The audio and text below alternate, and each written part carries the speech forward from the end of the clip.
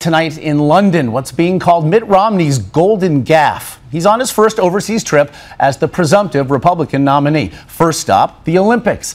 But within 24 hours of touching down, he is now at the center of a firestorm, questioning whether London is ready to host these Olympic Games. It's your voice, your vote, and ABC's David Muir asked Romney about it all today. David, good evening to you. Josh, good evening. This was supposed to be Mitt Romney's Olympic moment after having turned around the Salt Lake City Games. But today, as this day unfolded, the spotlight of the world stage proved it can be blistering. In a city about to put on the Summer Olympics, many here did not like what they heard when Mitt Romney was asked whether the London Games looked ready. You know, it's hard to know just how well it will turn out. There are a few things that were disconcerting. The stories about the private security firm not having enough people. It set off a firestorm in the British press. On television here, it's the lead story. If he's here to make friends, he's got a funny way of showing it. Exactly. The mayor of London in front of 60,000 people in Hyde Park. There's a guy called Mitt Romney who wants to know whether we're ready. He wants to know whether we're ready.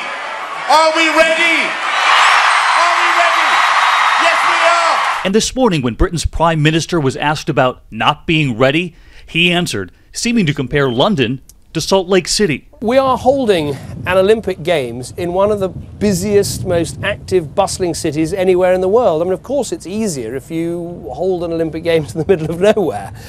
The Times of London homepage, Prime Minister delivers Olympic put-down to Romney. And in the middle of it all, it was time for Romney to pay his visit to that Prime Minister. Here outside 10 Downing Street, wanted to give you a little bit of the flavor of the international curiosity into Mitt Romney's world audition.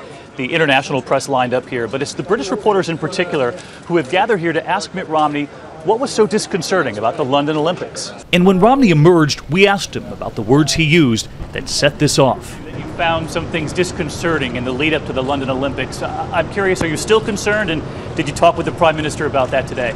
My experience as an Olympic organizer is that there are always a few very small things that end up going not quite right in the first day or so. Those get ironed out, and then when the games themselves begin and the athletes take over, all the mistakes of the organizing committee, and I made a few, all of those are overwhelmed by the many things that the athletes carry out.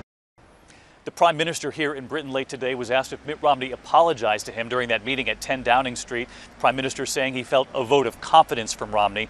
But this story traveled all the way back to Salt Lake City. A spokesman for the mayor there saying of the Prime Minister here that we'd love to have him. He can stop by any time. We'd love to send him a map so he doesn't run into any trouble locating the middle of nowhere.